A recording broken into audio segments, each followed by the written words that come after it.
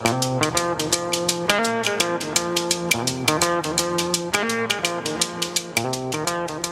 you hear that music, it's time for Talk of the Bay, KSQD's local public affairs program covering the Monterey Bay area with news and information and the arts every weekday at 5 o'clock. And I'm your Thursday evening host, Rachel Ann Goodman. Thanks for joining me.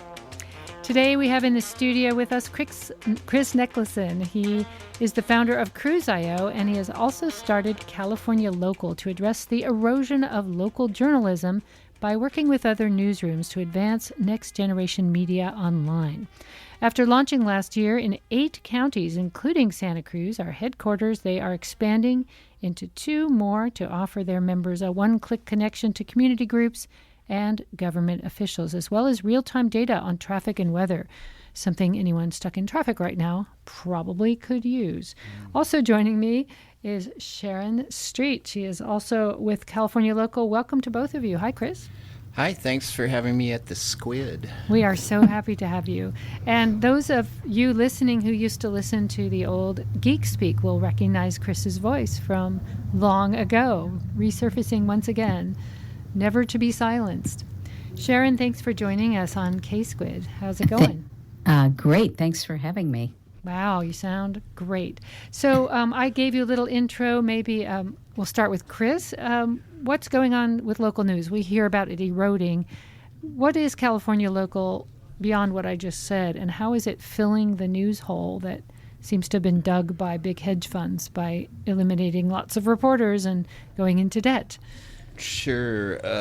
Let's go over the quick history. In the 1980s, newspapers started being rolled up into corporate chains and whatnot, and during this process they accrued a lot of debt, and that's when the hedge funds started doing leveraged buyouts. And so the Santa Cruz Sentinel, for instance, has been captured by a hedge fund, the Monterey Herald, and whatnot. Pre-internet, the news business was a good business. You could make a 30 or 40% profit margin. It was just crazy.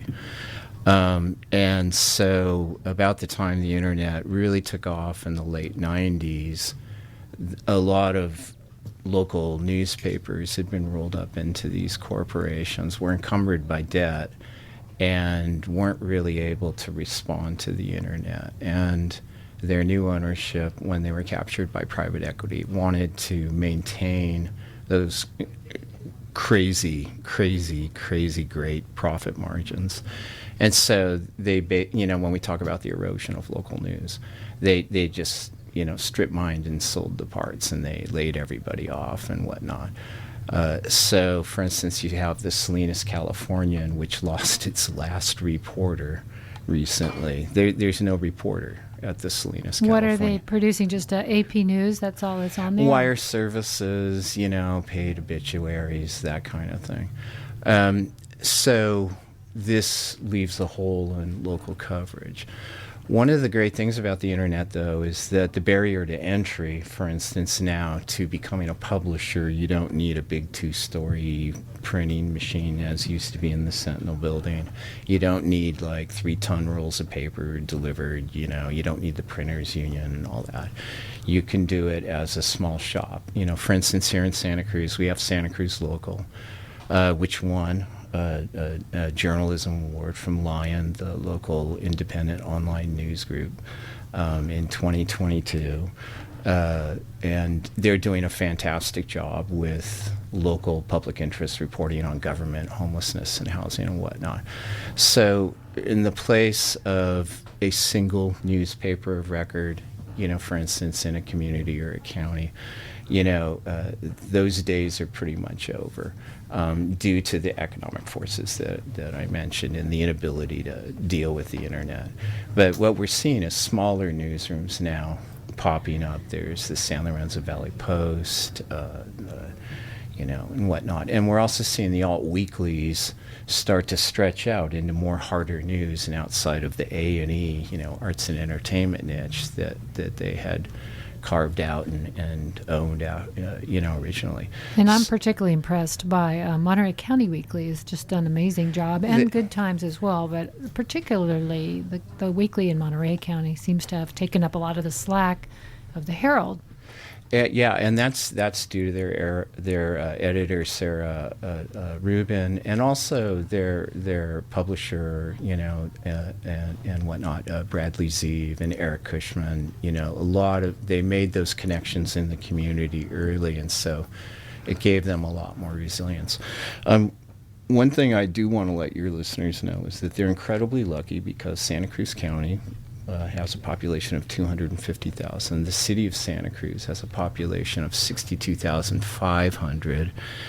And in 2022, there were 3 award-winning newsrooms. California Local was honored, thank you very much, by the California News Publishers Association with 2 awards in 2022. And Good Times won the General Excellence Award for a paper of its size for 2022.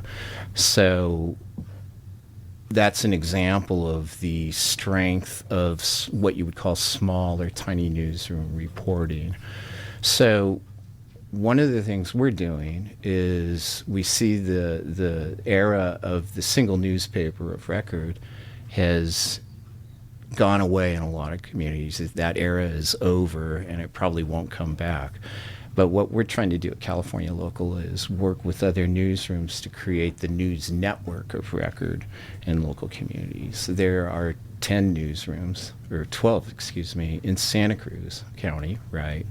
And there's, we have 31 blogs and magazines in our media directory for Santa Cruz County. And that's an awful lot of journalism being telling the story, right? In Santa Cruz County, the second smallest county in California. So, we're working with the remaining newsrooms and communities and providing a sort of a network layer to bring them all together so that if you want to know what's happening in your community, rather than going to 20 or 30 different places, you just come to California Local and we'll send your eyeballs to the other newsrooms and their reporting and whatnot, and then we supplement it with our own reporting. Well, I want to bring Sharon into the conversation. Sharon, what's your vision for California Local, and what's your superpower that you bring to the table? I'm very detail-oriented. I look at news in 8 counties currently, and but I have some new people coming on to help with that, and it's I can keep track of a lot of different streams, information streams, and I've really learned to appreciate the strengths even of the dailies. And I think it's important to note that within those, even within the worst chains, sometimes there are reporters who are doing good work, and we make an effort to make sure that we capsulize their work. Like, there's a lot of really good reporters at the Mercury News whose work is published in the Sentinel because it's all part of the same chain. And, very good environmental reporters and political reporters and reporters on the economy. So that's what I've really been focusing my attention on, is getting to know the news ecosystem and who's out there reporting and doing a great job. And I also couldn't agree more about Monterey County Weekly, just phenomenal. So when you're choosing what to aggregate, if that's the right word, do you is there a certain standard that people have to meet to be considered one of your partners and to have their news aggregated to these various county newsletters? Do you check on their track record of accountability and all those 7 canons of journalism we value so highly? Yeah, we certainly do focus on that, and most the publications that are in the news category are newspapers. Some of them might, in the small markets, might focus a lot on repurposed PR and things like that, but that's a reality in news these days. Organizations send out press releases and they get published in local newspapers, but it's still information that needs to get out there. We focus first on original reporting, but anything that is of use to a local, something they need to know and that they might be able to find if they look at their city. Say, if you click on your city on our website, you get all the news that's related to the city and its functions and its elected officials. So anything related to that, we aggregate. So you can go down to the granular level of a city. So Scotts Valley, for example, could filter just Scotts Valley news, or Aptos or Salinas, for example. Correct. Yeah. So I have a question that occurs to me, and that is how do you fund what you're doing? If they're getting advertising themselves for their own publications, are you going after the same people? Are you foundation funded? How do you sustain yourselves? That's a good question. We're going. One of our constraints / opportunities, because Sharon, our managing editor, and Erica, our co-founder, are news veterans going back decades, although they're very youthful. They've been in the business for decades. One of our, I don't even know what to call it, one of our goals is not to compete with other local newsrooms, because it's hard enough out there. So we're not going to compete for what are called brick and mortar dollars, from the local break shop and whatnot. So we're going after federal dollars, if we can get the State Farm, advertising for State Farm, at a state level, that's not taking bread from anybody's mouth. And the same if we work with community groups, to tell their story and whatnot. So that's a very good question, and that's been a challenge for us. But also, like I say, it's an opportunity. So. Well, we have had a conversation just in full transparency about what opportunities there might be for community radio, and specifically K-Squid, now that we are becoming a regional entity, not just one city. We're going to be reaching, in a couple weeks, Watsonville, Salinas, Monterey, Carmel. And congratulations on that, by the way. This is a huge milestone for K-Squid. It's huge, and I want to remind people that this will be happening. We're going to be cutting the ribbon on the 21st of June. So at that point, you should tune in to 89.7. Which is a couple clicks over from 90.7. And you'll hear the same thing, only clearer if you live in Watsonville or Corralitos or Aromas, or further south, Salinas and Monterey. And so one of the things people said in our survey when we first started was they wanted local news. And of course, when you're regional, you're trying to do local news all over the place. Seems like one of the main needs is to find out what local governments are doing. And that's an area that's really shrunk. Like, what's your supervisor up to? What are the controversial things they voted on? How can you hold them accountable for various malfeasances if they did that? So I imagine some of the stories you're collecting are just about that. They are, and they're from, a variety of newsrooms. So, for instance, Santa Cruz Local focuses on, a very narrow set. They're very good and very disciplined about, keeping to, like 3 or 4 beats, you would call it. But, SLV Post and Press Banner cover the San Lorenzo Valley and Scotts Valley area, which is sort of a news hole for other papers. And the Pajaronian, of course, covers, Pajaro and Watsonville, which is less of a focus for Sentinel and Lookout and so on. That's why it's good to have that sort of overall approach, so that it's all in one place, and if your focus is in one area, you can sort of go down that rabbit hole.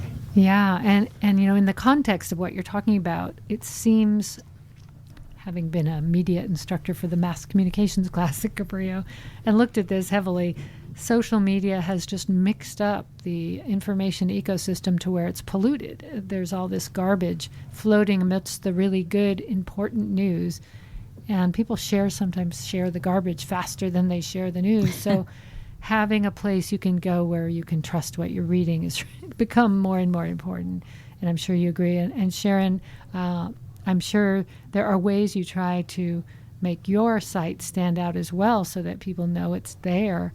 What are some ways you're getting out on other platforms so people come to you? We use, you mean like social media, Facebook we use, and some Instagram. I need to post some Instagram right now. But those are the two ones. Twitter's been a little problematic. And we were banned from Twitter, actually. Why, did you promote some conspiracy theories? The Musk man. Well, didn't he fire his vetting team for what is real and what isn't? It did not help to fire them, have to say. Yeah. But don't you think we're in a very different moment than we were 5 years ago, even as far as the level and the number of other stuff that you have to punch through?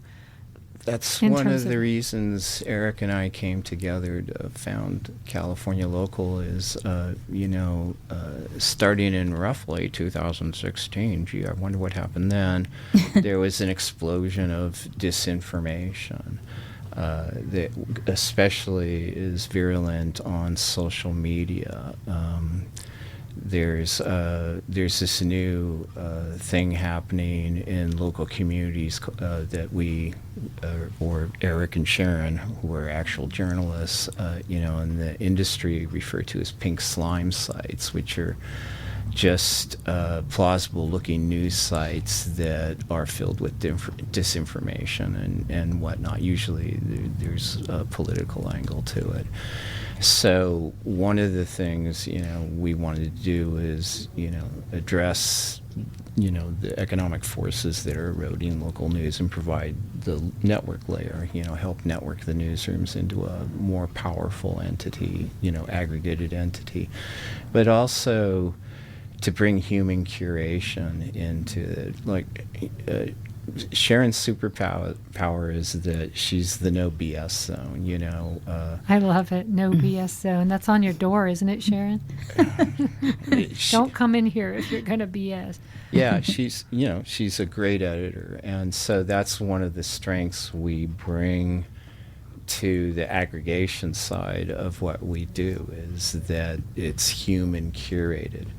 For instance, AI, as you know, is all the rage, and one of the problems with this current generation, and perhaps the next few generations of AI, is that it makes stuff up, and a lot, it's just flooding the zone even more because AI is plausible and it speaks with the VOA, the voice of authority, but it often will extend beyond what it knows, and it just makes stuff up, because that's what large language models do. I was just reading an article about that today. Some guy got fired and sued ChatGPT because he got fired because the AI accused him of doing something, and it was a hallucination, he says. So now we're getting into what's real. It's very interesting. Well, that's why one of the benefits of professional journalism is that the journalistic method is like the scientific method. It's a search for the truth and a replicable truth, right? A verifiable truth.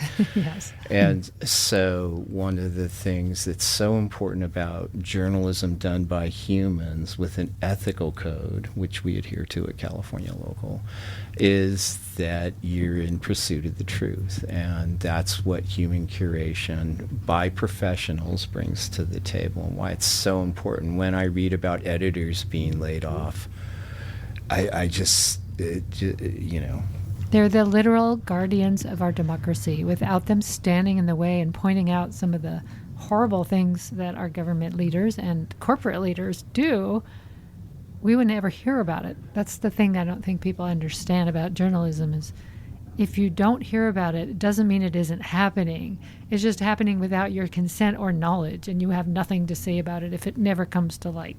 So these people are digging up stuff that would rather stay hidden. Yeah, for instance, ProPublica is just on a roll. I mean, they have just been doing fantastic accountability journalism.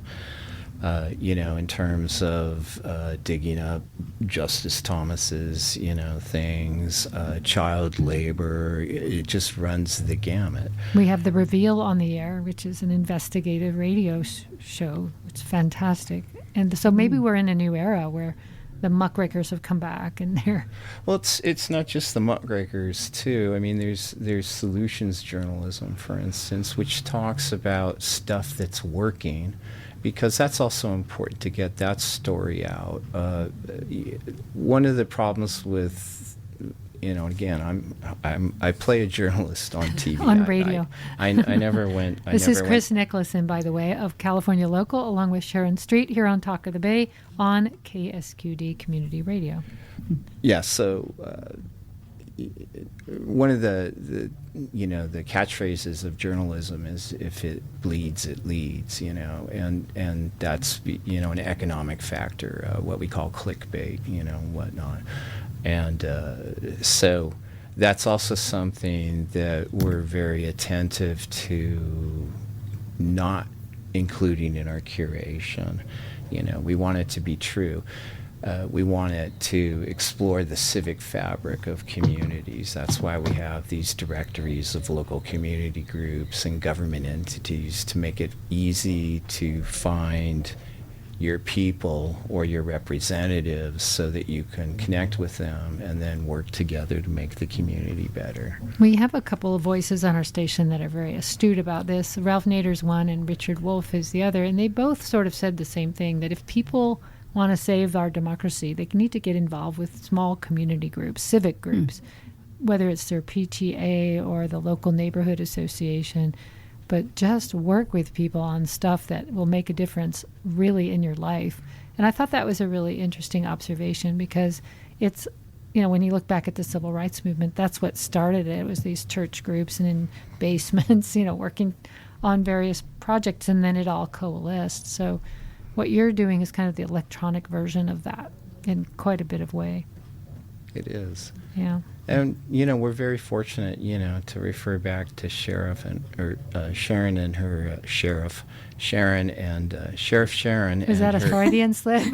Are you the new BS sheriff? Well, I've been edited by Sharon, and I'm still healing. I bet she's. But that's, again, the it. superpower that comes to bear. We're exploring a new kind of journalism. There's solutions journalism. I guess you could call us civic media. Our form of journalism is civic media. Our original reporting, we do a lot of explainers. We talk about how things work. For instance, the Coastal Commission, what is it for? What's a LAFCO, for instance? Local Area Formation Commission. Local Agency Formation Commission. I know I keep going like, do you have a Jeopardy game going here? What's Well, LAFCO stand for? Quick, in 5 seconds. I want to sponsor like a beer trivia night where we say, like, who's the lieutenant governor of your state? And you're going to get a bunch of blank stares for I know. beer. Well, maybe you'll run one for us. We're thinking about doing one on music, music trivia night. Won't be as fun as the LAFCO trivia, though, I'll have to say. So we have about 5 more minutes, and if you just joined us, I'm speaking with Sharon Street and Chris Nicholson of California Local, which is a local, actually it was founded here in Santa Cruz County, so we can say it's local, but it's really statewide and regional. And you can aggregate news for your own community. So if you live in Santa Cruz County, you can filter just the news from this county if you want. Or you could subscribe to many of them, right? Or do you get all of them as well? They're all there. We scope things geographically by county. So, when you go to californialocal.com, there'll be a menu to select your county. Go there. It'll take you to what we call the county overview, which is a lot like the front page of a newspaper. There's a little bit of everything there.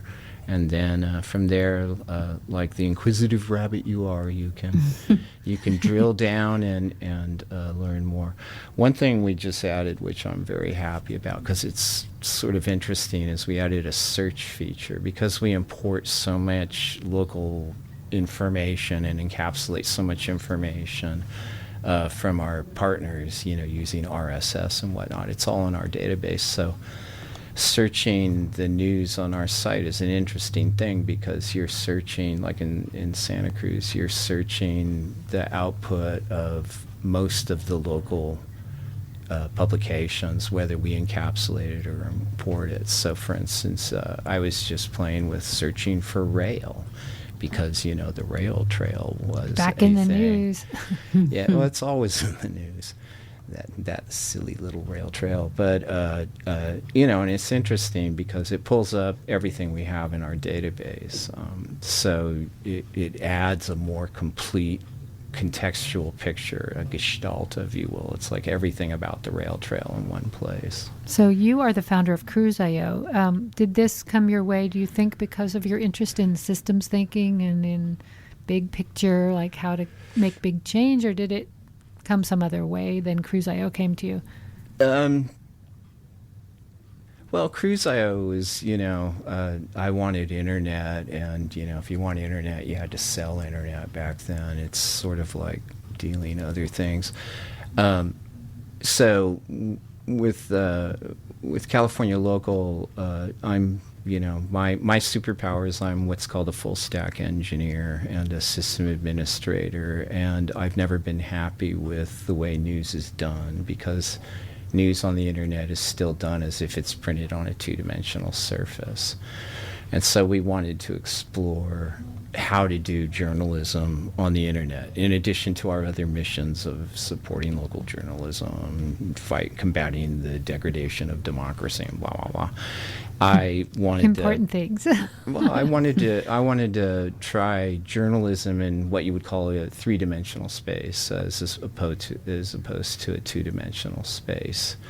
You know, so. Well, we're very excited to collaborate with you. I think there's a lot of Likewise. potential now that K-Squid's, you know, reaching all the way to Salinas and Monterey and Watsonville, as well as Santa Cruz County. There's a lot we could do together, I think, to bring back solid information for people to care about again. You know, we get so hooked into the national news cycle thinking that's all that's happening, but those things often don't affect our daily lives the way a land use decision right down the street might, you know, for example. So trying to redirect people's attention alone is a Herculean task. I think you guys are up for it. From what I've heard, we only have another minute, so in that minute, probably give out the website, and it's free. So That's right. Go to https://californialocal.com. You'll get what we call the welcome mat, the welcome page. Choose your county. If you become a member, you get the weekly newsletter. You get to look up your representatives, and we make it one-click easy to email them and give them a piece of your mind. nice. And I we're love going to that. be adding other things for members. And you can also just subscribe to our newsletter, weekly newsletter, again, without becoming a member. Cool. Sharon, any final thoughts? I think, as always, Chris has covered it beautifully. But I do encourage people to check us out. We care about all aspects of California. We're passionate locals ourselves. We are on the same bent for sure, supporting our community's information, knowledge. Thank you both for being here. I really appreciate your time. Thank Come you back for having again. us. Absolutely. This is K-Squid, KSQD Santa Cruz. I'm Rachel Ann Goodman. Stay tuned. We have some members of Joby Aviation waiting in the wings, literally the wings, to talk about their air taxi. Coming up next, right here on K-Squid.